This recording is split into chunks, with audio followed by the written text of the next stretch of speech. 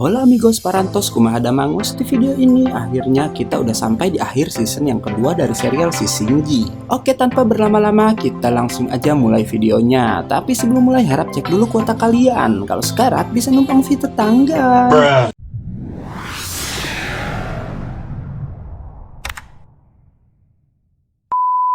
Setelah mengingat masa lalu bersama kakak Su yang selalu menyemangatinya, Aosu bilang ia akan memperlihatkan potensi kekuatannya pada Yilong. Yilong yang terkena kekuatan listrik Aosu tiba-tiba tak bisa bergerak di hadapannya. Melihat kakaknya dalam bahaya, Aoling pun mencoba membantunya tapi hanya terkena hembusan kekuatan Aosu saja, Aoling pun tak bisa bergerak.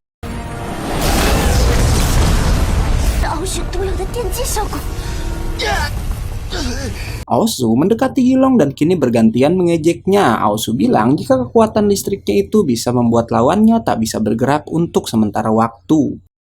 Aosu langsung mengambil belati milik Yilong dan lalu menusuk wajahnya. Tapi setelahnya datang seseorang yang Aosu panggil kakak dan pria itu lalu memukul Aosu hingga pingsan. Sementara di daratan Tang Sanzang yang dikepung prajurit surga bisa menjatuhkan beberapa dari mereka, begitupun dengan Baji dan juga Wu Jing.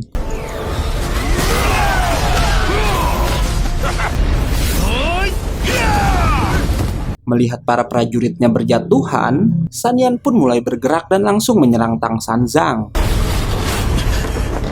Tang Sanzang bilang San Yan yang sangat kuat sebenarnya punya masa lalu yang mengerikan. Saat itu terlihat San Yan dan temannya yang dipilih oleh si Tian untuk pergi ke medan perang untuk menghadapi bangsa Asura. Namun teman San Yan itu harus gugur dan berpesan jika San Yan harus terus melindungi surga untuknya.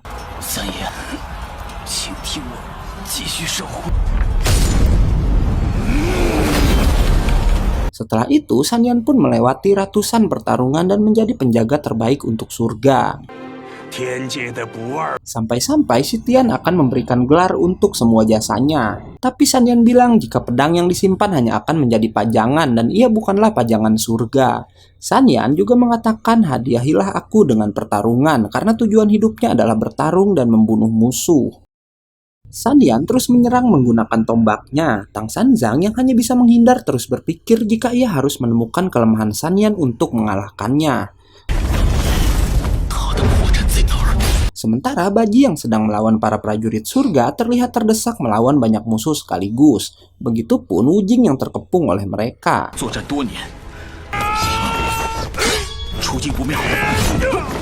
Kembali ke Tang Sanzang yang berhasil menahan tombak milik San Yan. Ia pun akhirnya melihat 3 titik pada tubuh San Yan yang katanya merupakan kelemahannya. Tang Sanzang menyerang tubuh San Yan bertubi-tubi hingga membuat dewa itu terdorong mundur.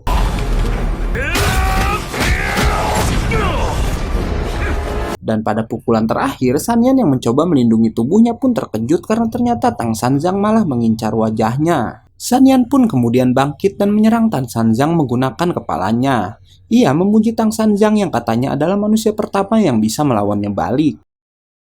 Tang Sanzang pun terkejut melihat luka yang diterima San Yan dari semua pukulannya begitu cepat pulih dan menyadari jika San Yan bukanlah lawannya. Dan satu-satunya yang bisa mengimbangi San Yan adalah muridnya Sun Wukong. San Yan bilang ia akan mengakhiri pertarungan dan terus menyerang Tang Sanzang. Tapi Tang Sanzang bisa menghindari semua serangannya. Saat Tang Sanzang melompat, tanpa diduga Raja Naga Laut Selatan yang licik muncul dan menusuk Tang Sanzang dari belakang. Shin lalu berpindah pada Bailang yang akhirnya berhasil mencabut pedang yang menyegel jiwa Wukong selama ini.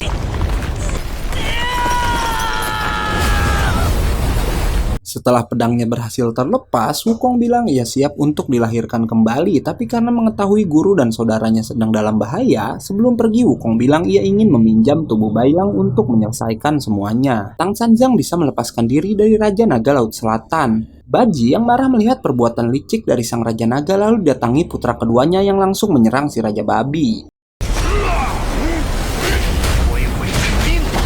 Namun Baji yang lebih unggul darinya bisa membanting putra sang raja. Putra Raja Naga lalu kembali menyerang Baji menggunakan sengatan listriknya. Baji bilang jika sebenarnya dalam pertarungan kali ini Tang Sanzang memintanya untuk menahan kekuatan. Karena marah, Baji pun tak bisa menahan kekuatannya lagi dan akhirnya ia pun dapat membunuh putra kedua dari Raja Naga Laut Selatan itu. Sementara Sanyan mendekati Tang Sanjang yang terlihat sudah terluka cukup parah. Namun Tang Sanjang bilang jika tugasnya mengulur waktu sudah selesai karena tak lama dari dalam lautan muncul sesosok kera batu besar yang langsung mendaratkan pukulan ke arah Sanyan.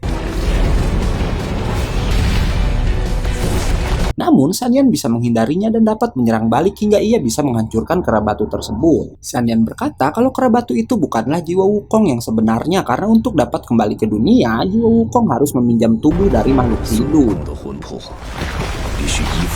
Bener aja, Bailang yang udah kesurupan Wukong pun lalu muncul di hadapan Tang Sanjang. Wukong masih tak terima dengan kematiannya dan menyalahkan gurunya karena dahulu Tang Sanjang tak mempercayai kata-kata Wukong hingga membuatnya terbunuh.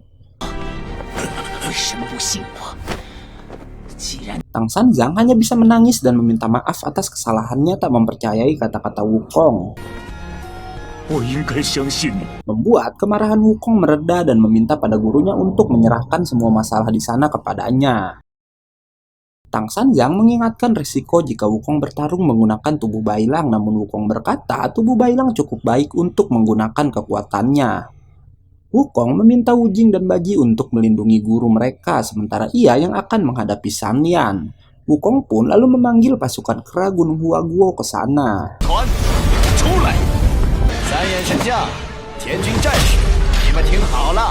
Pertarungan pun dimulai dengan Wukong yang memperbesar ukuran jinggubangnya yang bisa mengenai Sanyan dan melemparkan jauh ke udara. Wukong dan Sanyan bertarung secara imbang dan saling bertukar serangan di atas langit.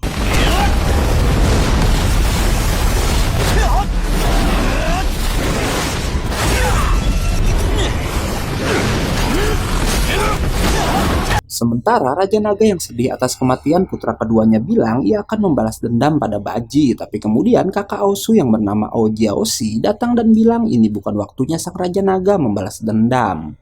Yilong yang telah dibuat buta oleh Aosu pun merengek pada ayahnya untuk membalaskan dendamnya. Raja Naga meminta bantuan Jiaoshi, tapi Jiaoshi bilang ia tak akan melakukannya.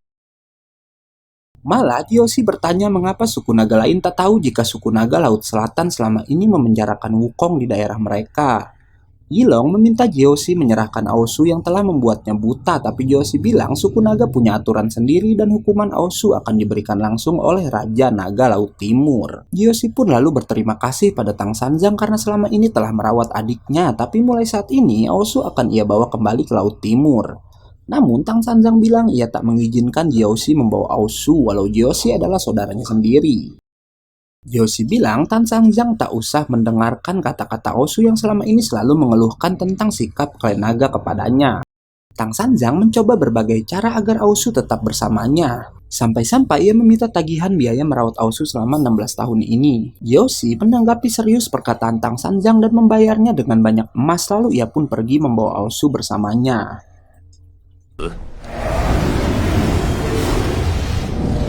Tang Sanjang mencoba merelakan kepergian Aosu dan menyuruh Baji juga Wujing menunggu Wukong selesai dengan pertarungannya. Tapi para prajurit surga tak mau membiarkan Tang Sanjang dan para muridnya bersantai. Mereka pun langsung menyerang dan Xin kembali berpindah pada Wukong yang masih bertarung sengit melawan Sanyan. Wukong berhasil ditusuk dan dihempaskan ke tanah oleh Sanyan. Tapi ia bisa bangkit lagi dan memukul kepala Sanyan menggunakan jigubangnya. Namun Sanyan sama sekali tak bergeming dan malah bergantian menyerang Wukong. Beruntung sang Raja Kera masih bisa menghindar. Sanyan lalu mengeluarkan teknik Tianzu yang membunuh Wukong 16 tahun lalu dan berhasil mengenainya dengan telak.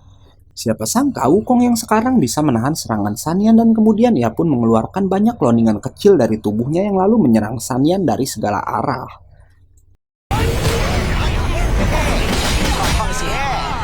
Sanyan yang kesulitan pun mengeluarkan kekuatan tongkatnya yang bisa melenyapkan semua cloningan Wukong dalam sekejap. Tubuh asli Wukong yang juga menjadi kecil menempel pada tubuh Sanyan, tapi kemudian Sanyan melemparnya dan bilang jika trik Wukong yang menjadi kecil sangatlah memalukan. Wukong pun lalu berubah menjadi kera besar dan menyerang Sanyan bertubi-tubi. Tapi serangan Wukong itu ternyata tak bisa membuat Sanyan kalah begitu saja, karena kemudian ia bisa bangkit dan bilang jika ia salah telah meremehkan Wukong dan akan mulai serius menggunakan seluruh kemampuannya. Mereka kembali bertarung dengan sengit, namun kali ini San Yan yang benar-benar serius bisa lebih unggul dari Wukong. Ia menggunakan kekuatan tombaknya secara maksimal dan bisa memperbesar tombak tersebut yang langsung mengenai tubuh kera raksasa Wukong.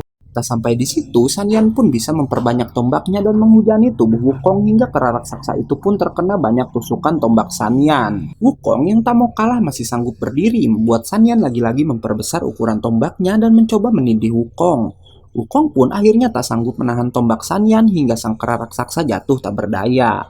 Namun setelahnya hal mengejutkan kembali terjadi, karena ternyata yang dilawan San Yan dengan kekuatan penuh itu bukanlah tubuh asli Wukong, karena Wukong yang asli sudah melarikan diri sejak ia mengeluarkan banyak loningan kecilnya. Sementara di tempat lain, para prajurit surgawi merasa aneh karena Tang Sanjang, Baji, dan juga Wu Jing yang mereka kepung sama sekali tak bergerak. Raja Naga yang memeriksa mereka pun akhirnya mengetahui kalau ketiganya hanyalah boneka pasir yang dibuat oleh Wu Jing. Pagi harinya, Tang Sanjang, Baji, dan Wu Jing yang berhasil melarikan diri lalu didatangi oleh Wukong. Mereka menertawakan San Yan yang berhasil ditipu oleh sang Raja Kera. Setelahnya, jiwa Wukong pun keluar dari tubuh Bailang karena ia harus segera pergi ke neraka. Wukong sangat mengkhawatirkan guru dan kedua saudaranya itu yang akan melanjutkan perjalanan ke barat. Tapi mereka semua meyakinkan Wukong kalau mereka akan baik-baik saja, membuat jiwa Wukong akhirnya pergi dengan tenang. Sementara Bailang yang masih tak sadarkan diri bermimpi bertemu Wukong dan juga Xiao Yu yang bersiap pergi meninggalkannya. Setelah tersadar, Bailang bertanya kemana Wukong pergi dan Tang Sanjang menjawab jika Wukong sebenarnya sudah mati pada 16 tahun yang lalu dan karena itu jiwanya harus pergi ke akhirat. Bailang bertanya lagi apa mereka masih bisa bertemu dengan Wukong dan Tang Sanjang menjawab jika mereka masih punya peluang. Tang Sanjang membuang ikat kepala Wukong ke dalam air dan setelahnya ia pun mengatur strategi untuk melanjutkan perjalanan mereka. Baji yang menyadari jika api kitab sucinya tak lagi menyala lalu menyuruh Bailang memeriksanya. Api kitab suci terlihat mati dan mereka mengira itu karena Bailang membawanya menyelam di bawah air terlalu lama. Tang Sanjang pun tak tahu bagaimana caranya menyalakan lagi api tersebut.